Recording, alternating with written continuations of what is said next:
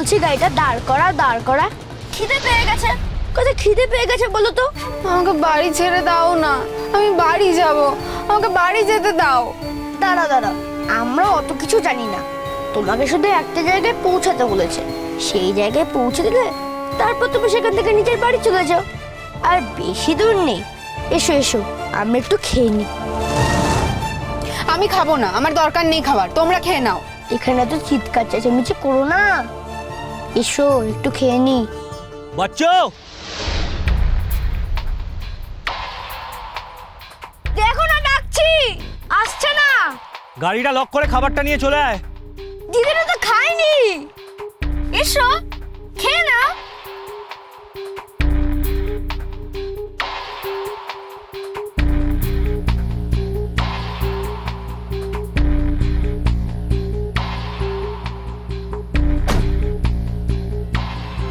পালাবো এখান থেকে?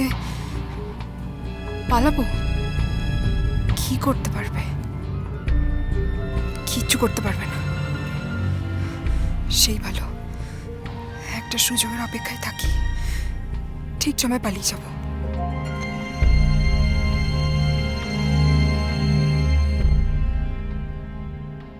ওর উপর নজর রাখ।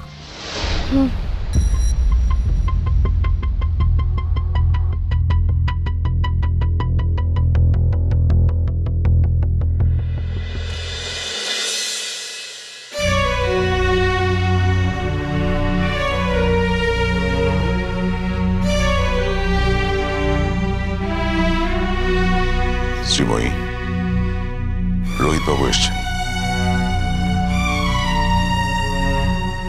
রোহিতা, কোনো খবর পাওয়া গেল? দুদিন তো আসেননি আপনি। না, একটা ওই কাজে আটকে পড়েছিলাম বলে আসতে পারিনি। মেয়েটার কোনো খবর পাওয়া গেল না, তাই না?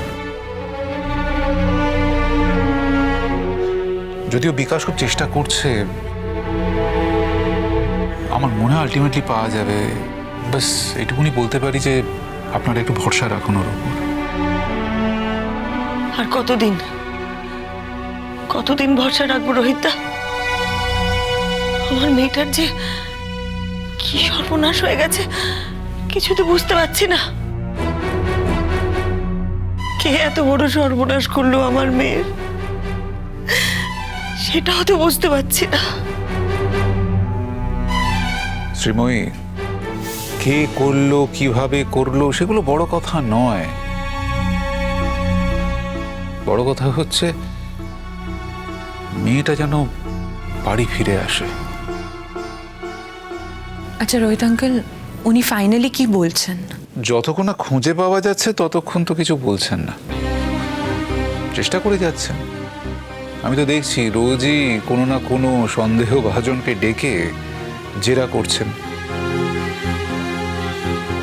ইনফ্যাক্ট যাবতীয় যা যা সোর্স আছে ওনার পুলিশে সব লাগিয়ে দিয়েছেন উনি, কিন্তু সলিড কোনো ক্লু পাওয়া যাচ্ছে না, কোনো কানেকশন পাওয়া যাচ্ছে না বলে সেসব লোকজনদেরকে ছেড়ে দিতে বাধ্য হচ্ছেন। তবে উনি চেষ্টা চালিয়ে যাচ্ছেন। আর আমি রোজ রোজ বলতেও চাইছি না, তার কারণ আমরা যেরকম উদ্বিগ্ন হয়ে আছি, ওর কাছেও তো এটা একটা ম্যাটার অফ প্রেস্টিজ, না? এই তো আমি যাব, ওনার চেম্বারের বাইরে গিয়ে বসে থাকবো, অপেক্ষা করে থাকবো যদি কোনো খবর নিয়ে আসতে পারি আমার মেয়েটার। আর কিছু না, খানিকটা সময় তো কাটে। এভাবেই চলছে। বারবার মনে হচ্ছে কিছু একটা হবে। আজ আমি একটা অন্য বিষয়ে নিয়ে আলোচনা করার জন্য এখানে এসেছি, যেখানে আপনাদের দুজনকেই খুব দরকার। আবার নতুন কোনো বিপদ, রোহিত বাবু? বিপদ? আবার কি বিপদ? আমি আমি আর পারছি না, আমি আর সহ্য করতে পারবো না। আমি ঈশ্বরের কাছে বলছি, এবার আমাকে তুলে না। এই জীবনে আমি অনেক দেখে নিয়েছি, অনেক শুনে নিয়েছি, আর আমি কিছু দেখতেও চাই না, শুনতেও চাই না। শ্রীময়ী, যুদ্ধক্ষেত্র ছেড়ে পালিয়ে যাওয়ার নাম জীবন নয়। যুদ্ধক্ষেত্রে থেকে লড়াই করা, সেটাই হলো জীবন। আর তুমি তো একজন লড়াকু মানুষ, বহুবার তুমি সংগ্রাম করেছো, লড়াই করেছো, জিতেছো, লোককে দেখিয়ে দিয়েছো, কখনো তুমি যুদ্ধক্ষেত্র ছেড়ে পলায়ন করনি। তাহলে আজ এই মনোভাব কেন? আমি জানি এক একটা সময় আসে যেখানে আঘাতের মাত্রা এতটাই বেড়ে যায় যে একজন লড়াকু মানুষও যুদ্ধক্ষেত্র ছেড়ে পলায়ন করতে চায়। কিন্তু আমি তো তোমাকে তাদের দলে ফেলি না শ্রীময়ী।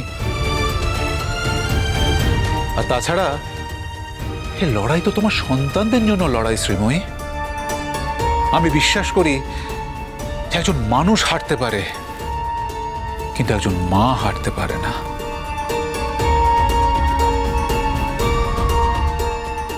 শ্রীময়ী প্লিজ কেঁদো না, কেঁদো না প্লিজ। আর যে কথাটা বলছি সেটা মন দিয়ে শোনো। আবার কি কথা? তিথির কোনো বিপদ হয়েছে? দেখো, তোমরা দিঠির কথা ভাবতে গিয়ে ডিঙ্কার কথাটা ভুলে গেছো। না না না, কখনো না, ভুলিনি। আমার ডিঙ্কার কথা আমি এক মুহূর্তের জন্যও ভুলতে পারি না। আমি জানি টিঙ্কার যা হয়েছে, টিঙ্কা সুস্থ হয়ে যাবে। টিঙ্কা ঠিক ভালো হয়ে যাবে একদিন। ওর তো কোনো লাইফ থ্রেট নেই। কিন্তু আমার দিঠি তো কোথায় আছে, কিভাবে আছে, বেঁচে আছে কিনা সেটাও তো জানি না।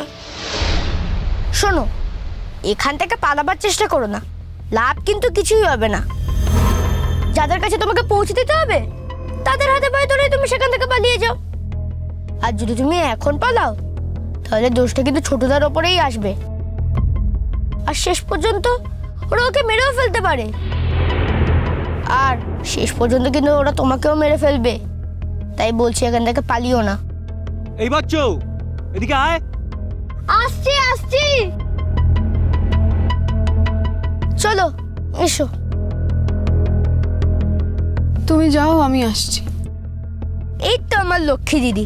ছোট দাদা দেখতে ওরকম রাগী, কিন্তু ছোট দাদার মনটা না খুব ভালো। তুমি যদি বুঝিয়ে সুঝিয়ে বলো তাহলে হয়তো তোমাকে ওদের বাড়িতে নাও পাঠাতে পারে, তোমাকে হয়তো নিজেদের বাড়িতেই নিয়ে যেতে পারে। এসো এসো, আগে একটু খেয়ে নাও, তারপর চলো। আমরা তো আর বেশি দূরে নেই, এই যে আমরা তো চলেই এসছি। আর একটুখানি গেলেই শেখের বাড়ি। এসো।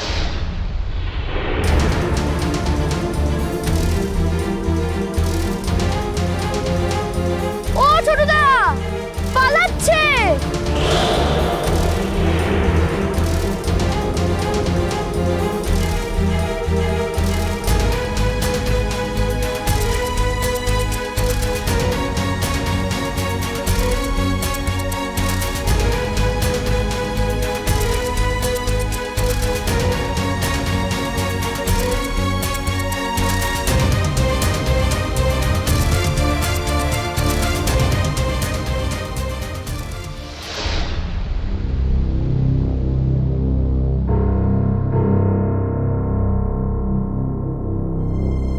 কি করেছি আমি? কেন আমার সাথে এরকম করছো তোমরা? কেন আমার জীবনটা শেষ করে দিতে চাইছো? এত কথার উত্তর আমার জানা নেই। আচ্ছা, যাকে চেনো না জানো না, কেন তার ক্ষতি করতে চাইছো? Shut up. তোমাকে একটা জায়গায় পৌঁছে দেবো আমার কাজ। তোমাকে পৌঁছে দিতে পারলে আমার কাজটা শেষ। আমি কি মালপত্র যে আমাকে পৌঁছে দিতে পারলেই কাজ শেষ? আর আমার ইচ্ছা অনিচ্ছার কোনো দাম নেই?